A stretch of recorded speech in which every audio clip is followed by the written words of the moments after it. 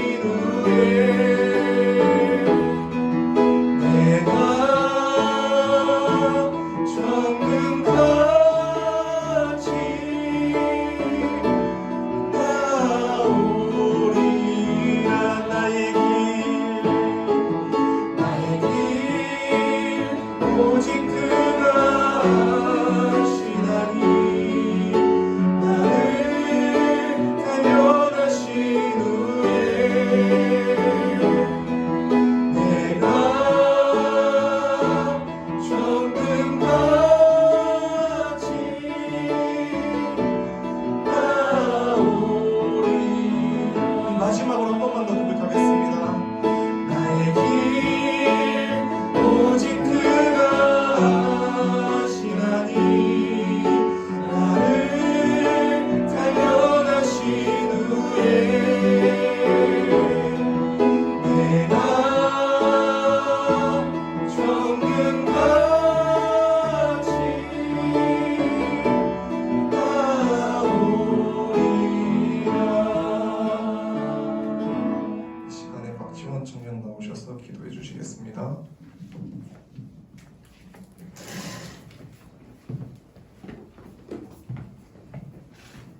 기도하시겠습니다. 사랑의 하나님 감사합니다. 오늘도 이렇게 주님의 날, 주님의 전에 모여서 함께 예배드리게 하신 정말 감사드립니다. 주님, 저희들 세상 속에 살아가면서 한 주 동안 마음으로 지은 죄, 입으로 지은 죄, 눈으로 지은 죄들이 있습니다. 이 시간 주님 앞에 고백하게 하여 주시고 회개하는 시간 되게 도와주세요. 이 자리에 아직 오지 못한 청년들도 있는데 주님께서 그들의 마음을 위로하여 주시고 그들의 환경 허락하여 주셔서 이 자리에서 다시 볼 수 있도록 주님께서 함께하여 주세요. 말씀 전하시는 목사님께 더욱더 능력 더하여 주셔서 듣는 저희로 하여금 더욱더 변화되고 주님과 가까워지는 시간이 될 수 있도록 이 시간 주님 처음과 끝 함께하여 주세요. 마치고 돌아가는 시간까지 함께하실 것을 믿으며 예수님의 이름으로 기도드립니다.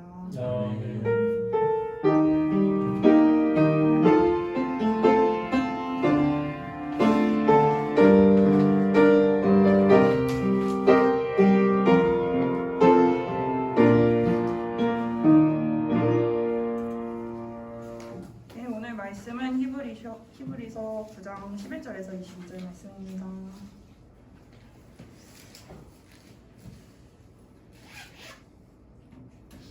찾으셨나요? 네. 그렇군요. 제가 먼저 읽고 여러분 읽고 마지막 절 함께 읽겠습니다. 그리스도께서는 장래 좋은 일을 대제사장으로 오사 손으로 짓지 아니한 것 곧 이 창조에 속하지 아니한 더 크고 온전한 장막으로 말미암아 염소와 송아지의 피로 하지 아니하고 오직 자기의 피로 영원한 속죄를 이루사 한 번에 성소에 들어가셨느니라. 염소와 황소의 피와 및 암송아지의 죄를 부정한 자에게 뿌려 그 육체를 정결하게 하여 거룩하게 하거든. 하물며 영원하신 성령으로 말미암아 흠없는 자기를 하나님께 드린 그리스도의 피가 어찌 너희 양심을 죽은 행실에서 깨끗하게 하고 살아계신 하나님을 섬기게 하지 못하겠느냐. 이로 말미암아 그는 새 언약의 중보자시니 이는 첫 언약 때에 범한 죄에서 속량하려고 죽으사 부르심을 입은 자로 하여금 영원한 기업의 약속을 얻게 하려 하심이라.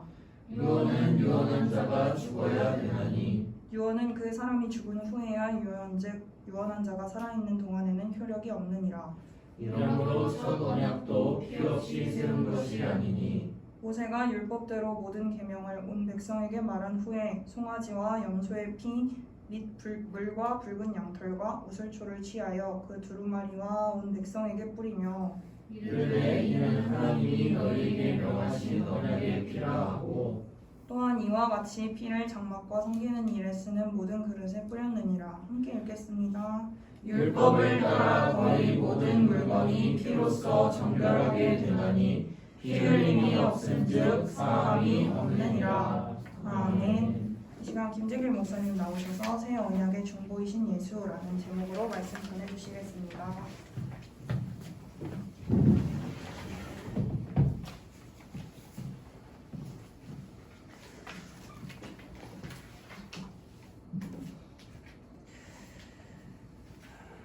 하나님은 생존하시는 아버지이십니다. 그가 영원히 생존하시는 아버지로서 우리에게 아들을 보내셔서 그 아들이 신 예수 그리스도로 말미암아 우리는 영생을 얻게 하신 겁니다. 세상에 어떤 부모가 자기에게 있는 것 중 가장 좋은 것으로 자식을 양육하고 싶지 않겠으며 또 자기보다 더 잘 되기를 바라지 않는 부모가 과연 이 땅에 있겠는가? 성경이 말씀한 것 같이 눈에 보이는 자연 또 문명 그리고 과학 등을 통해 하나님을 알 만한 신성을 우리가 이 땅에서 발견하게 되는데 이 가운데서도 특히 부모와 자식 간의 관계를 통해서 하나님과 우리의 관계를 가장 잘 알 수 있다라고 하는 겁니다. 하나님은 우리의 아버지이시기에 우리도 하나님처럼 영원히 살기를 그가 바라시고 하나님처럼 행복하기를 바라시고 하나님처럼 영광 가운데 거하기를 진정으로 하나님은 바라고 계신 겁니다. 그러기에 그분은 마침내 아들을 세상에 보내셨습니다. 그리고 아들이 우리 안에 들어와 계시게 한 겁니다. 하나님의 아들이 우리 안에 들어와 계시기 이전과 계신 이후에는 어떤 차이가 있겠는가? 하나님이 만드신 피조물 가운데 우주 안에는 특별히 두 가지 영적 피조물이 있습니다. 곧 천사와 사람입니다. 사람의 육체는 원래 흙으로 만들어졌습니다. 그러기에 육체는 반드시 흙으로 돌아가 먼지처럼 사라져 버립니다. 그래서 땅에 묻으면 흙으로 돌아갈 때 흙으로 다 스며드는 거예요. 그래서 유골도 찾지 못합니다. 수십 년이 지나면. 이것이 바로 육체라고 하는 것을 성경은 말합니다. 그런데 하나님이 이렇게 한낱 먼지로 종말을 맞이할 수밖에 없는 육체 위에 영을 부어 생명, 곧 산영이 되게 하셨다고 성경은 창세기 말하고 있습니다. 다시 말하면 사람을 영적 존재로 만들었다고 하는 것입니다. 이때부터 인간의 육신은 비록 흙과 같이 사라져 버렸지만 함께 부어서 만든 영이라는 이 영은 영원한 것입니다. 하나님으로부터 온 거예요. 흙으로 주어서 만든 게 아니라 하나님으로부터 나온 것이기 때문에 영원한 그 속성이 인간에게도 주어졌기 때문에 영적 존재로서 하나님께서 인간을 창조하셨다고 하는 걸 성경은 말씀하고 있다라고 하는 것입니다. 그러므로 인간은 육신이 비록 죽더라도 영은 살아서 육신이 있는 동안에 선악간에 지은 모든 죄를 육체가 지었어요. 그렇지만 육체가 지은 그 죄값은 누가 받고 있느냐? 사라지지 아니하는 영이 고스란히 받아들이게 된다는 거예요. 이것이 너무나도 안타깝다라는 겁니다. 영은 영구히 살아 존재합니다. 그러나 육체는 어느 날 반드시 종말을 맞이하게 돼요. 창세기 보면 어떤 이는 900세를 살았다고 성경은 기록하고 가장 오래 산 사람은 969세를 살다가 죽었다고 기록하고 있습니다. 그러나 그들이 비록 1000년 가까이 장수했다 할지라도 결국은 그 마지막에 이렇게 씁니다. 그도 죽으니라. 그도 죽으니라. 이 말은 바로 모든 사람은 그 마지막이 죽음으로 끝나고 있다고 하는 것을 얘기합니다. 최후에는 노아의 8 식구 외에 모든 사람이 물로 다 쓰러져 갑니다. 다 호흡이 끊어져서 지금보다 더 많은 인구가 노아 시대에 있었다는 거예요. 그러나 40주야에 물이 하늘로부터 떨어져 내리고 그것이 차고 가장 높은 산이던 그 산도 넘어서 마침내 모든 호흡하는 것들이 다 죽었고 마지막 노아의 8 식구만 살았는데 그 살아남은 8 식구도 마침내 나중에는 죽었다라고 창세기 10장에 얘기합니다. 이것은 육체는 반드시 죽는다는 확정된 사실을 말해주고 있다라고 하는 거예요.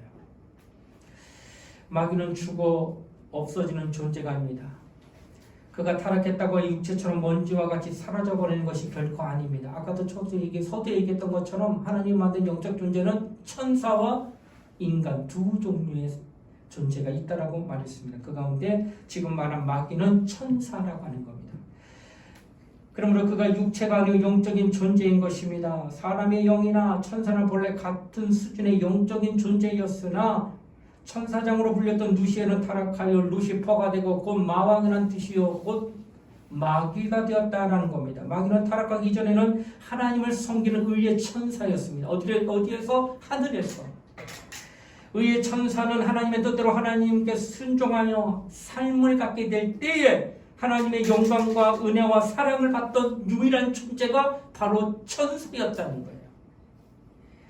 그러나 그가 타락함으로써 하나님과의 관계가 단절이 됩니다. 은혜와 사랑과 영광이 그에게 끊어졌다는 뜻이에요. 즉 하나님의 사랑을 받지 못하는 천사가 곧 마귀요 사단이라고 하는 겁니다. 마귀는 하나님부터 진리를 얻지 못합니다. 생명도 얻지 못하고 하나님의 능력도 받지 못하고 또한 마침내 영광도 받지 못하는 것이 바로 마귀야. 왜? 단절되었기 때문에.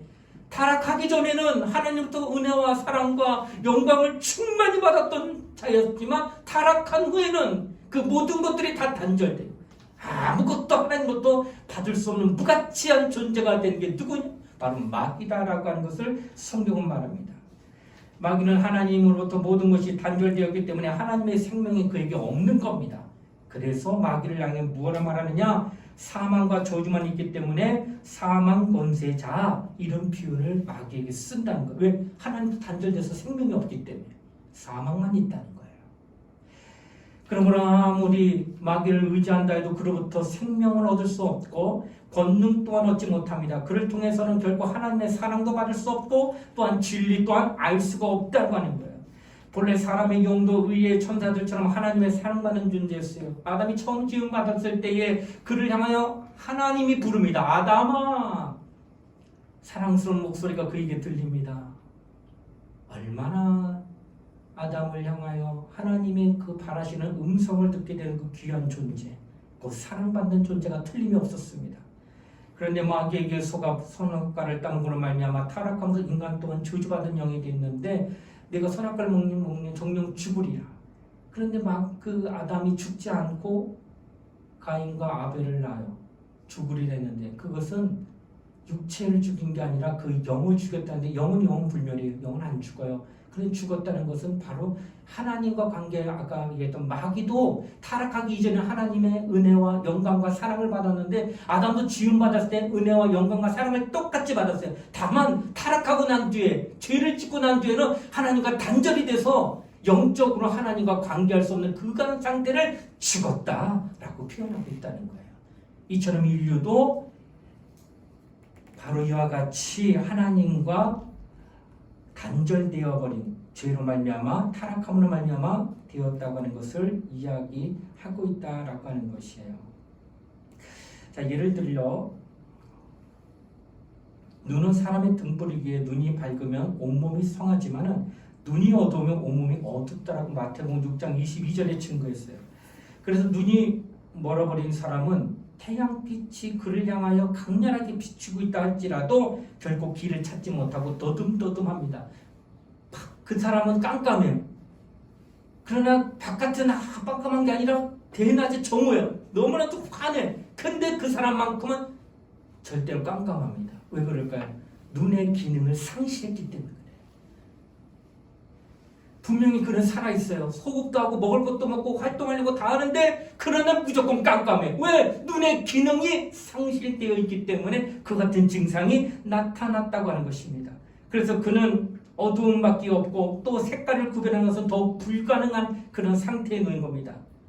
그는 언제나 깜깜한 밤을 살아야 합니다. 이와 같이 죽었다고 하는 것은 아무리 큰 빛을 비춰주었다 할지라도 그 빛을 받아들일 수 없고 사용할 수 없고 그 빛의 영향을 절대로 얻을 수 없는 상태. 하나님이 우리를 향하여 사랑을 베풀어 주려고 하고 하나님이 우리를 향하여 은혜를 베풀어 주려고 하나님이 우리를 향하여 정말 영광을 베풀어 주려고 하는 그 모든 것들을 받을 수가 없는 상태에 그게 죽은 거예요. 단절됐다는 거예요. 이게 바로 인간이 하나님과 단절되어 영적으로 죽어있는 상태. 그런 육체는 호흡합니다. 그리고 육체는 먹어요. 그리고 육체는 즐겨요. 쾌락도 할 수 있고 다 할 수 있어요. 그러나 영으로는 하나님과 아무런 관계없는 거예요. 이게 바로 인류가 죄가 들어왔을 때의 상태라는 거예요. 그러니까 죄가 있으면 먹고 사는 거 할 수 있어요. 노력하고 수고하면. 이 이웃나라 일본이 우상을 섬깁니다. 하나님을 몰라요. 그럼에도 불구하고 전 세계 선진국 라인에 5손가락 안에 들어가요. 얼마나 잘 사는 나라예요. 그러나 영혼은 저주받고 있는 거예요. 이처럼 육체는 잘 될 수 있어요. 그러나 영은 지금 엄청난 저주 속에 살고 있다고 하는 것을 성경은 우리에게 말씀하고 있다고 하는 거예요. 이와 같이 영이 죽었다는 것은 두 눈을 가지고 있지만 캄캄한 방 안에 있기 때문에 눈을 떴다 해도 감은 것이 다름없는 그 칠흑 같은 어둠에 있는 상태, 즉 아무런 효력도 없는 상황에 있는 것을 말한다고 하는 거예요. 그러면 타락한 천사의 형편은 어떻게 했는가? 아까 타락도 똑같잖아. 진리가 그 속에 들어오지, 왜? 영광도 그 속에 들어오지 못하고 생명도 그 속에 거하지 못합니다. 왜? 이 모든 것들은 하나님께만 있는 거예요. 그러니까 하나님께 있는 것을 그가 예전에는 의의 천사일 때는 받아들였는데 타락한 후에는 이 모든 것들이 단절되어 있는, 그래서 마귀요 사단이라고 하는 진리도 없고 영광도 없고 생명도 없는 그것을 바로 타락한 자가 맞이한 상태라고 하는 것을 성경은 얘기하고 있다는 거예요. 만약 하나님께서 천사에게 예수를 주셨다면 천사도 그로 인해서 구원을 받을 수 있을 거예요. 그러나 하나님은 천사에게 예수를 주지 않았습니다. 예수는 오직 누구에게 줬느냐? 인간에게만 줬다는 거예요. 그래서 타락한 천사는 회복이 불가능해. 왜? 예수가 없기 때문에. 인류는 타락은 했지만은 회복이 돼. 왜? 인류에게 누굴 줬기 때문에? 예수를 줬기 때문에. 그래서 예수로 말미암아 대속의 은혜를 입고 예수를 영접하고 믿게 되면은 그가 구원받게 되면 그때부터 다시 회복이 되는 역사를 성경은 지금 말씀하고 있다는 거예요. 자, 하나님께서 보내신 예수를 믿는 믿음의 결과가 있다는 거예요. 성경은 이걸 잘 얘기합니다. 이것은 하나님을 아는 비밀을 가질 자격을 부여받았다는 거예요. 하나님 눈에 보이지 않아요. 그리고 하나님만이 선전하시고 하나님만이 영원하신데 그분이 자신만 갖고 있는 비밀은 오직 누구에게 떠벌리지 않아요. 오직 자신만 알고 있는 거예요. 근데 그 비밀을 예수를 통하여 알게 해줬다는 거예요.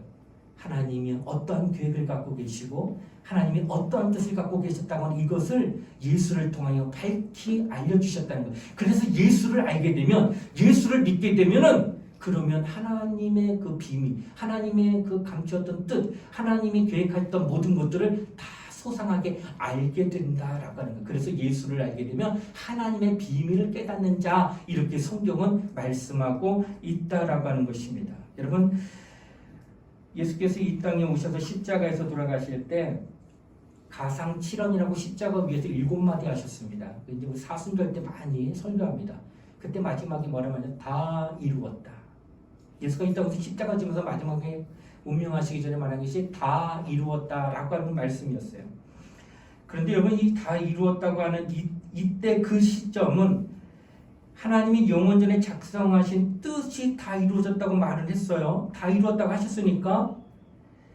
그러나 이것은 아직 전 인류에게 지금 복음이 전파되지 않았을 당시의 십자가상에서의 마지막 다 이루었다는 뜻이에요.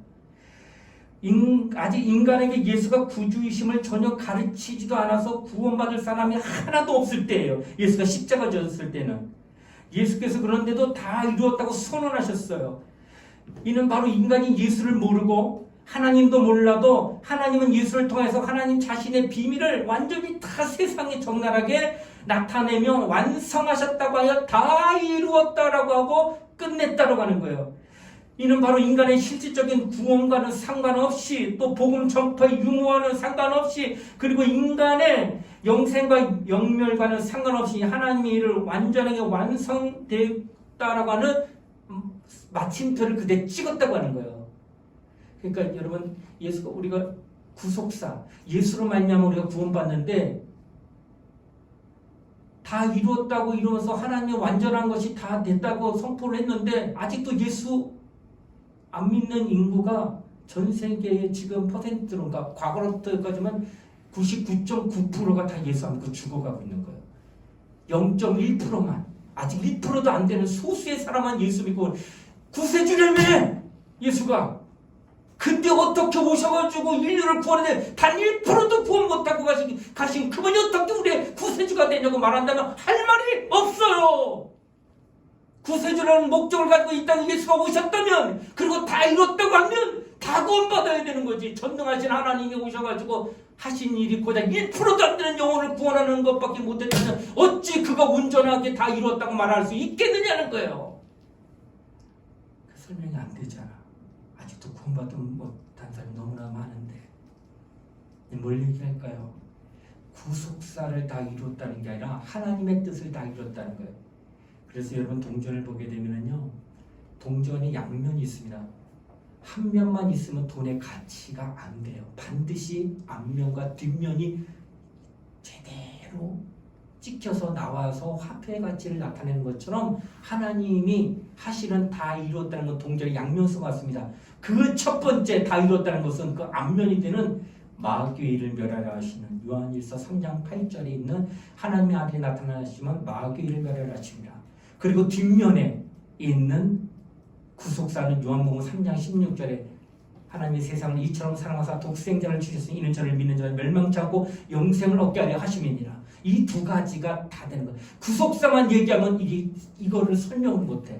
그러나 다 복음을 듣기도 전에 어느 누구도 정말 예수를 모르는 그때 다 이뤘다는 이 다 이룬 이 목적은 온전히 이뤘어. 이것은 마귀를 멸하는 일은 다 끝냈다는 거예요. 그리고 나서 이제 이것을 믿느냐 믿지 않느냐는 너에게 베푸는 은혜니, 이 은혜를 받겠느냐, 이 은혜를 영접하겠느냐, 이 은혜를 믿겠느냐 하면 구원이고, 그렇지 않으면 어쩔 수 없지 하고 보내는 거예요. 이것이 바로 성경에 나타난 하나님의 뜻이 완전히 이루어졌다고 하는 것을 오늘 본문을 통하여 이야기하고 있다고 하는 것입니다. 여러분, 마귀에게는 믿음을 은혜로 주지 않았어요. 마귀는 예수를 보고도 예수가 하나님의 의미를 모릅니다. 그러나 우린 여러분과 나는 예수를 믿는 순간 하나님 비밀을 가진 자가 되게 하나님 비밀을 다 아는 거예요. 그래서 우리는 알아요. 그러나 마귀는 믿음이 없어요. 왜? 하나님 그에게 믿음을 주지 않았기 때문에, 예수를 주지 않았기 때문에, 절대로 그들은 모르기 때문에 마귀는 어떻게 해요? 예수를 알 수가 없기 때문에 예수를 죽이지 아니하면 자기가 먼저 멸망당할 줄 알고 예수를 죽이는 일에 앞장섰던 게 사단이요 마귀라고 하는 거예요. 오늘 우리가 예수를 알면서 하나님을 아는 믿음을 가진 자는 틀림없는 겁니다. 이는 예수를 아는 믿음을 통해서 인간들도 예수처럼 부활하고 영생하려는 하나님의 의도를 밝게 알기 때문에 예수 믿는 자들, 그들은 은혜 받아서 구원받은 자들, 그들은 나중에 하늘 날아간다는 소망까지도 다 알아요. 그래서 예수 잘 믿으면 세상에 소망 안 떠요. 왜냐하면 내 영이 하나님 앞에 가는 그날을 고대하고 있다는 거예요. 그래서 이 땅에서 헌신하고, 이 땅에서 충성하고, 이 땅에서 희생하고, 이 땅에서 하나님 뜻을 이루려고 하는 그 열정만 있는 게 바로 하나님이 하신 하나님의 비밀을 예수를 통하여 다 알았기 때문에 그렇게 소망하며 그 길을 걷고 있다고 하는 거예요. 이것이 바로 예수를 아느냐, 곧 믿음이 있느냐 없느냐가 얼마나 큰 차이를 나타내는지 나타내고 있다는 거예요. 자, 하나님과 예수를 아는 믿음, 이처럼 행복하고 참된 축복은 이 땅에 없다는 겁니다. 그러면 우리는 언제나 이렇게 고백할 수 있어야 합니다. 나에게 예수 아는 믿음을 주신 것이 은혜요 축복입니다. 내가 돈을 많이 벌었기 때문에 하나님께 은혜 베푸셨군요. 내가 건강하게 80년 동안 살아서 아프고서 병원 가지 않게 한 거 하나님의 은혜입니다. 맞아요. 나쁜 건 아니에요. 그건 은혜입니다. 그러나 우리 육신적인 것에 어떤 하나님이 주신 것이 은혜인 것보다 더 앞서서 더 크게 생각할 것은 내 영이 예수를 만났다고 하는 것이 얼마나 큰 은혜인가를 먼저 고백해야 된다라고 하는 것이에요. 하나님은 타락한 천사에게 이런 믿음을 결코 주지 않았습니다. 그러나 인간에게는 비록 타락했을지라도 이와 같은 믿음을 허락하셨습니다. 우리는 예수 아는 믿음으로 인해 이제 그를 알고 영접하고 믿음을 갖게 된 겁니다. 과거에 죽은 영혼은 도무지 하나님을 섬길 수는 없었습니다. 그러나 이제는 진리요 생명이신 예수로 말미암아 살아있는 영으로서 하나님을 이제 비로소 섬기게 됐다라는 거예요. 여러분과 나는 이제 예수로 말미암아 하나님 비밀을 가져서 이 땅에서 신앙생활한 자가 됐다고 성경은 기록하고 있습니다. 중보자라고 하는 뜻으로는 비로소 말씀이 나오는데, 제사장이는 선지자와 같이 하나님과 인간 사이에 제사를 드려주거나 하나님의 음성을 가르쳐주는 이런 역할을 하는 자가 중보자입니다. 그 중보자 역할을 했던 건 구약에는 선지자 그리고 제사장이 있었다라고 성경은 말합니다. 그래서 송아지의 피로 하나님 아들의 영광의 보혈에 대한 비유가 되어 그것으로 하나님을 알만한 신성을 갖게 했다는 거예요. 그래서 구약에는 피가 아까도 얘기했지만 피 없이는 피가 죄를 사할 수 있는 능력이 있어요. 그래서 죄 안 지는 인간이 이 땅에 어디 있어요? 연약하기 때문에. 근데 제사장들이 하나님을 만나야 영이 살아요. 그러니까 그들이 하나님과 상관할 수 있고 하나님의 은혜를 계속 받을 수 있는 건 하나님과 만나야 되는데, 그 만남이 제사고 예배인데 그 예배에 피가 없으면 안 돼. 왜? 또 죄졌기 때문에. 그래서 때마다 염소, 양, 그 다음에 비둘기, 또 송아지 이런 것들을 들고 나가는 거예요. 이것이 하나님의 비유였습니다. 누구를 향한? 예수 그리스도를 향한 비유였어요. 이렇게 비유로서 이렇게 그들이 제사를 지냈던 것처럼 반도체라고 하는 거, 여러분, 예수 그리스도의 중보의 역할을 하나의 비유로 설명할 수 있는데, 이 반도체 오늘날 굉장히 발달한 우리나라 특허 기술도 많고 가장 앞서가고 있습니다. 반도체가. 근데 이 반도체라고 하는 것이 전기로 나타나는 어떤 효율성을 극대화시킨 거예요. 근데 이 전기가 어떻게 되냐? 들어가는 전기가 있으면 나오는 전기가 있어야 흐름이 형성이 돼요. 그래서 반드시 두 가닥이 있어야 된대요. 그러니까 들어가고 나오고. 그런데 이것이 반도체라고 하는 것, 이걸 하나로 묶어버린 거예요. 들어가고 나오는 것을 통으로 만들어버린 거예요. 그러니 얼마나 효율적이에요. 그러니까 반도체라는 개념은 굉장히 이렇게 많은 부속품을 단수화해가지고 축소해서 모든 효능을 그대로 가장 작게 만들어서 나타내는, 극대화시킨 게 반도체라는 거예요. 아까 얘기했죠. 중보라고 하는 거, 비유로 이 피를 보유하면서 예수 그리스도를 기다리겠던 것처럼 반도체도 이와 같이 들어가고 나오는 것, 이것을 하나로 묶었다는 것처럼 제사장과 선지자의 역할을 하나로 묶은 분이 계세요. 그분이 누굴까? 그가 바로 예수님입니다. 예수가 오셔가지고 하나님 앞에 제사장으로서 하나님 앞에 예배드릴 수 있도록 자신의 피를 십자가상 위에서 다 쏟아내시면서 피를 내어놓았기 때문에 어떤 누구라도 살인죄를 진 자라고 할지라도 예수의 보혈을 의지하며 하나님 앞에 나가면 하나님이 그를 받아주시는 거예요. 또한 하나님이 인간을 찾아왔을 때 모세가 시내산에 올라갔을 때 절대로 그 밑에 아무도 오지 말게 하라. 오는 즉시 하나님의 영광이 그에게 나타나면 죽어버린다. 그러니까 하나님이 인간을 만나면 다이게트로 만나면 다 죽어요. 그래서 중간에 누가 있어야 되는 거예요? 당시에는 모세가 있었고 모세 이후에는 선지자들이 있었다는 거예요. 그렇지 않으면 하나님 못 만나요. 절대로 못 만나요. 그래서 하나님이 인간을 만나올 때에 그런 선지자 역할을 누가 하느냐? 예수가 오셔가지고 하나님과 우리를 연결해 주는 그런 중보의 역할을 다 이루놓으셨다라고 하는 것을 얘기하는 거예요. 그래서 구약에는 선지자나 제사장 같은 역할을 하면서 하나님과의 중보를 삼았지만 오늘날 우리는 예수 그리스도를 통하여 하나로 묶어버리는 거예요. 반도체처럼 한 분이 다 이루었다는 거예요. 선지자 역할도 제사장 역할도. 그러므로 말미암아 우리는 이제 하나님 앞에 나갈 수 있게 됐다라고 하는 것을 성경은 지금 말씀하고 있다라고 하는 것이에요. 자, 여러분 이제 그 중보자의 역할이 이렇게 이루어졌다. 예수로 말미암아 얘기했는데 예수는 오늘날 우리 안에 지금 와 계시다라는 것을 우리가 잘 이해할 수 있어야 됩니다. 어디 와 계시다? 우리 내 안에. 자, 여러분 내가 예전에 신방 갈 때 오래전이지만 이런 문구가 왔어요. 예수는 식사 때마다 찾아오는 손님이요 모든 대화에 말없이 듣는 이시라. 얼마나 멋있는지 몰라요. 식사 때마다 찾아와 계셔요. 보이지는 않지만 손님으로. 그리고 우리가 대화하는 가족끼리 대화하는 모든 것들을 다 듣고 계시는 분. 그래서 언행도 조심해야 된다. 이런 표현도 많이 썼어요. 자, 여러분 여기에서 새겨진 이 문구가 있는데 이것은 인자이신 그가 이 땅에 2000년 전에 와 계셨을 때에는 이게 맞는 말이에요. 그가 찾아오실 수 있어요. 각 가정에. 근데 여러분 만약에 그가 육신으로 이 땅에 계속 계셨다면은 내가 예수님을 만날 수 있는 기회가 얼마나 있을까? 우리 교회에도 수백 명이 있지만 담임 목사님 신방 가는 것도 스케줄을 짜요. 한 달에 한 번 내지 2번 정도 돼야지만 간신히 스케줄을 맞춰서 할 수 있어요. 왜? 교인들이 있기 때문에. 몇만 명 되는 대형 교회는 담임 목사가 신방 갈 때는 3년을 기다린대요. 왜냐하면 순서가 그렇게 된대요. 하물며 예수가 우리 집에 오시려고 하면은 몇만 명이 아니라 몇천만 명, 몇억만 명 중에 한 내가 중에 오신다면 과연 나 죽을 때까지 내가 그분을 만날 수 있는 길이 있겠느냐? 없을 수도 있다는 거예요. 그가 사람으로 이 땅에 오셔가지고 성육신한 그 모습으로 내게 나타나려면 나는 못 만날 수도 있다는 거예요. 예수를. 그런데 예수께서는 인자됨을 인하여 하나님 보좌 우편에 가시고 그 다음에 내가 약속같이 성령을 너에게 보내리라 하심으로 말미암아 성령으로는 오늘 이 대한민국에서 내가 있는 이 자리에서 하나님이 내 안에 들어오실 수 있고 성령으로 또 미국에 있는 그 누가 예배드리며 기도하는 가운데 사모하는 가운데 하나님의 성령이 그에게 임하면 예수가 그 안에 같이 임할 수 있는 이 역사를 온전히 이루었다는. 그래서 예수는 말씀하셨어요. 내가 떠나가는 것이 너에게 유익이라. 내가 가면 내가 아버지께 부탁하여 보혜사 성령을 너에게 보내주리라.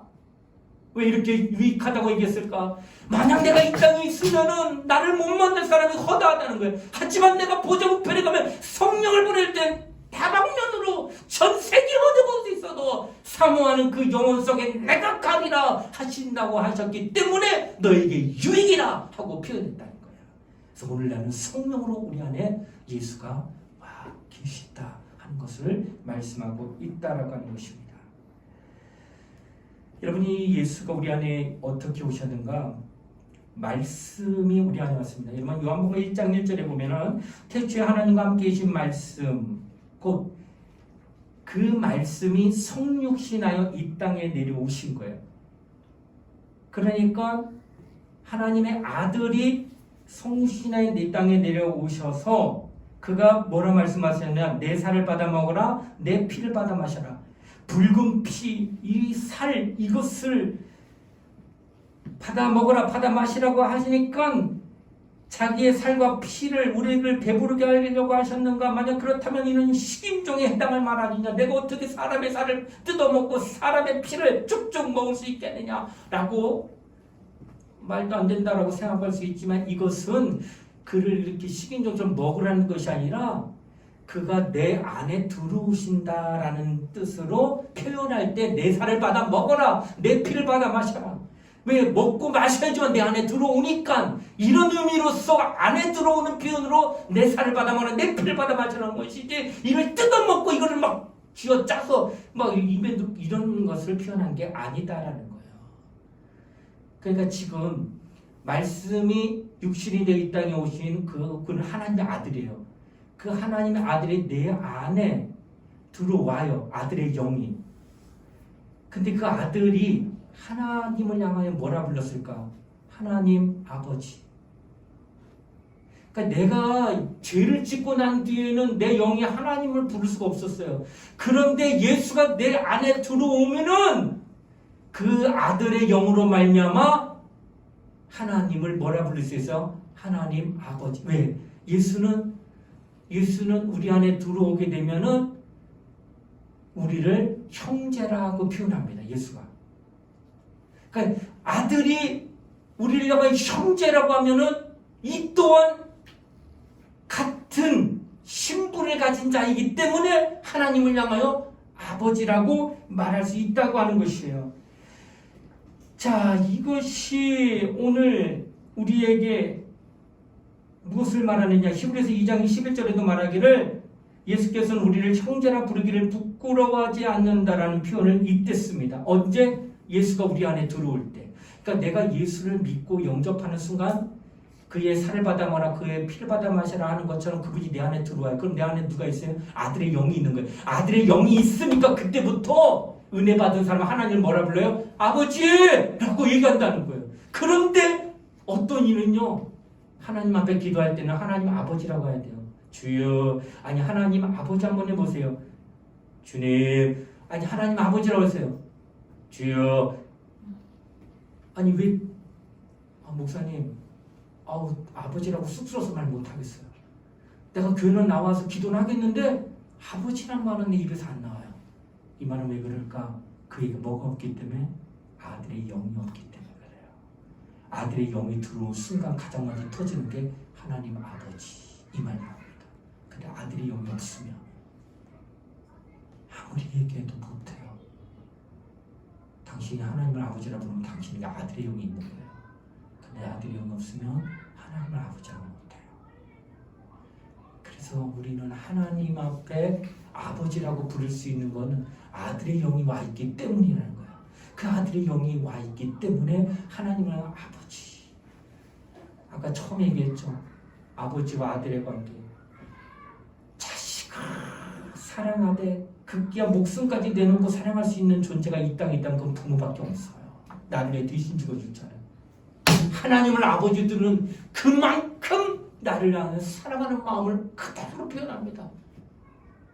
그래서 내가 아프고 내가 권고하고 내가 힘들 때 아버지 한마디만 외치면 그가 들으시고 제가 난 놀랍지. 내가 유치부 담당하고 있을 때 예배 드리는데 뭐가 팍 하고 깨지는 소리가 나는데 누가 자빠졌어요. 아 하고 울어요. 그런데 같이 있던 가운데 어느 한 분이 벌떡 일어나더니 막 뛰어나가요. 다른 사람 아무 소리 안 하는데 그분만 뛰어나가. 그 집사님의 자식이 아니 그냥 소리만 났어요. 악 하는 소리만 났는데 아무도 그가 누군지 모르는데 그 중에 한 사람이 알고 뛰어들어가요. 부모는 자식의 그 외마디도 듣더라고요. 놀랬어요. 내 새끼다 하고 뛰어나가. 아버지 알아요. 누가? 하나님. 아들의 영을 가진 자가 하나님 앞에 기도할 때 그 아픔을 알고 하나님이 나서신다는 거예요. 그가 중보자예요. 하나님과 나 사이에 그 예수를 초월하여 내가 하나님을 의지한다고 안 되는 거예요. 그 예수를 초월하여 내가 기도한다고 안 되는 거예요. 그 예수를 초월하여 다이어트 하나님을 내가 바라보겠다고 안 되는 거예요. 오직 중보자 되시 예수 아니면, 아들의 영이 아니면 내가 하나님과 거래할 수가 없습니다. 그래서 예수 안에 들어와야 돼. 예수를 초월해서 너는 누구도 하나님과 함께할 수 없다는 것을 성경은 우리에게 말씀하고 있다라고 하는 것이에요. 사랑하는 우리 청년들이요, 당신은 얼마나 예수를 의지합니까? 언제나 예수. 예전에 한번 얘기했는데, 저는 그 목사님, 큰 교회 목사님이 초청받았어요. 부흥해달라고. 시골교회. 자신은 수천 명, 수만 명 목회하는데 30명도 안 보이는 시골교회에 부흥회 좀 해달라고 그러는데 감사하는 마음으로 갔대요. 시골교회니까 강사를 얻다가 뭐 호텔에 모시고 이런 게 안 되는 거예요. 목사님 죄송합니다. 교인들이 자꾸 여러 가지 열악한 용변이기 때문에 사택에서 저랑 같이 자시죠. 죄송합니다. 상관없습니다. 목사님 좋습니다. 은혜 끼치고 은혜 받아야 됩니다. 그리고 같이 자는데 자꾸 옆에서 누가 궁시렁 뭐라고 자꾸 소리가 들리는 거예요. 분명히 자는데 왜 자꾸 소리가 들리지 봤더니 그 옆에 시골교회 목사님이 자면서 잠꼬대를 하는데 이쪽으로 뒤치락 저쪽으로 뒤치락 하면서 하는 게 아버지 이런 말을 하더라는 거예요. 그래서 계속 일어나고 자신이 만들어서 들어보니까 분명히 자고 있어요. 근데 움직일 때마다 아버지 하더래요. 이 목사님은 은혜 끼치러 왔다가 이 모습 보고 은혜 받고 돌아갔대요. 나는 잠자는 시간에도 아버지를 찾은 적이 있었던가. 나는 잠자는 시간에도 무의식 중에도 내 몸에서 나오는 소리가 아버지. 근데 이 목사님이 솔직히 교회가 너무 어려워가지고 부흥회 열어달라고 한 거예요.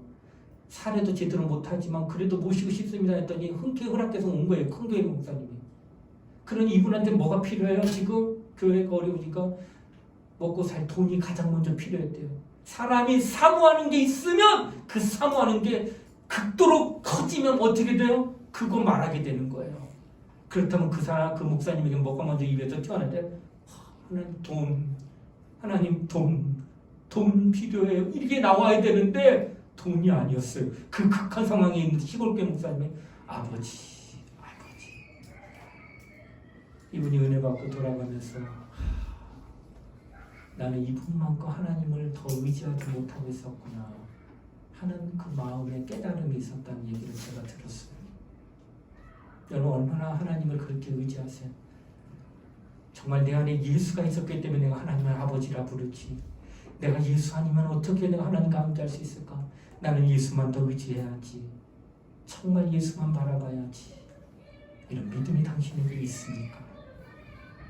여러분과 나는 이 땅에서 이제 예수로 말미암아 살겠습니다. 정말 나는 예수로 내 평생 주님만을 의지하겠습니다. 이 고백을 해야 할 것입니다.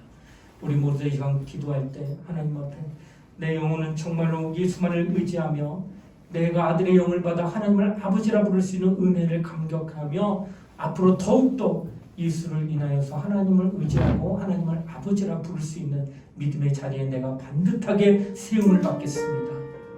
정말로 당신이 하나님과 관계하시기를 원합니다. 새 언약의 중보자이신 예수가 바로 우리 안에 계십니다. 당신 예수를 하나님 아버지라고 부르면 아버지는 들으십니다. 아들의 영이 내 안에 있기 때문에 우리는 예수로 말미암아 사는 자인 것입니다.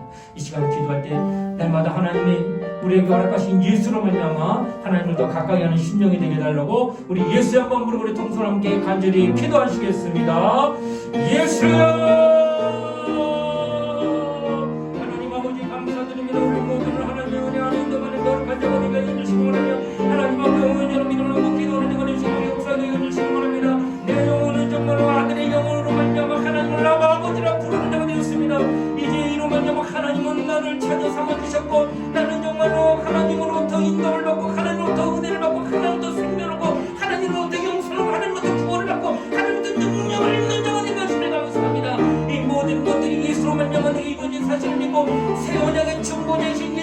더욱더 의지하는 자들이 되게 주십니다. 나는 예수로 말미암아 하나님께 나옵니다. 나는 예수로 말미암아 하나님께 은혜를 받습니다. 하나님도 말씀을 주십니다. 나는 예수로 말미암아 나의 거룩함을 가지고 하나님께 나옵니다. 죄 속한 뿐만 갖고 하나님께 나옵니다. 나는 깨끗함을 가지고 하나님께 나옵니다. 예수 없이는 안 됩니다. 나는 예수로 말미암아 살겠습니다. 정말 예수로 말미암아 하나님께 나가는 우리 모든 청년들 지금으로 역사하게 해주시기 바랍니다. 저들 모두가 정말 예수를 초월하지 않냐고 예수 안에서 예수로 말미암아 살아가는 우리 청년들이 되시고 축복하게 해주시기 바랍니다. 날마다 하나님 인간만은 거룩한 영혼을 해주시고 우리 모두가 정말 예수로 말미암아 정말 예수를 사랑하는 예수님을 바라보는 소망을 갖고 기도하는 거룩한 청년들이 되도록 축복하게 해주시기 바랍니다. 우리를 살아계신 하나님을 사랑하는 믿음으로 기도하는 정도 가운데 해주시기 바랍니다. 하나님 아버지 감사합니다. 성령께서 역사해 주시기 바랍니다. 우리 모두는 주님으로 말미암아 내 평생하고 주님을 의지하겠습니다. 정말로 우리는 내 평생 주님만을 의지하며 주님만을 따르겠습니다. 이 믿음의 고백을 계속 시인할 수 있도록 도와주시길 바랍니다. 늘 주님을 바라보며 늘 하나님을 의지하며 믿음으로 기도하는 우리 모두가 되어주시도록 세원에게 중보자이신 예수를 우리가 소망하며 살아가는 자가 되어주시도록 예수가 역사하시고 은혜 베풀어 주시옵소서. 성령이 함께하는 종이 되게 하여 주시옵소서. 은혜 베풀어 주시기 바랍니다. 거룩하신 하나님 아버지 우리를 국물이 불쌍히 여겨 주시옵소서. 하나님 아버지 감사합니다. 우리는 새 언약의 중보이신 예수 그리스도 그로 말미암아 내가 하나님을 만날 수 있고 하나님의 자녀가 되었다는 확신을 가까이 주셔서 이제는 일평생 예수만을 누구라도 의지하며 그로 말미암아 하나님 앞에 더 가까이 갈 수 있는 은혜와 은총을 입는 우리 모든 청년들이 될 수 있도록 역사하게 하여 주시옵소서. 이제 예수 없이 살 수 없노라고 고백하였으니 우리 입술의 고백뿐만 아니라 우리의 말과 행동도 정말 예수 없이는 살 수 없는 그 증거가 드러날 수 있도록 늘 항상 예수만을 의지하는 믿음을 갖는 우리 청년들이 될 수 있도록 도와주시옵소서. 감사를 드리며 거룩하신 예수님 이름 받들어 기도드리옵나이다. 아멘.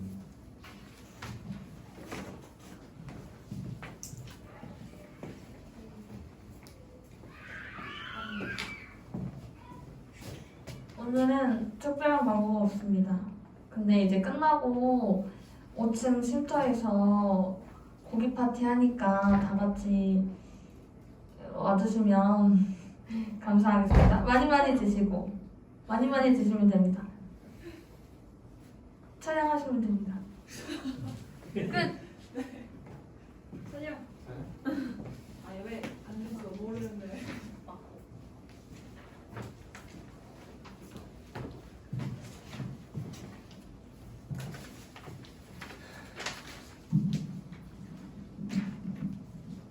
다 같이 주가 일하시네 찬양하시겠습니다.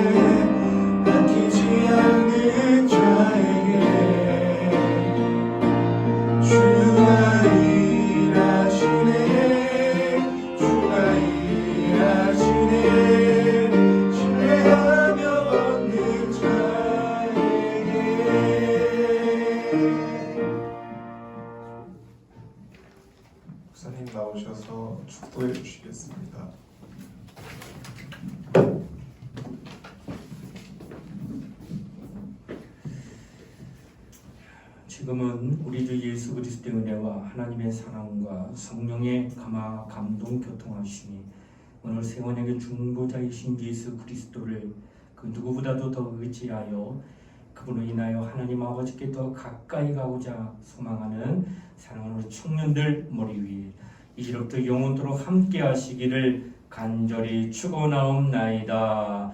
아멘.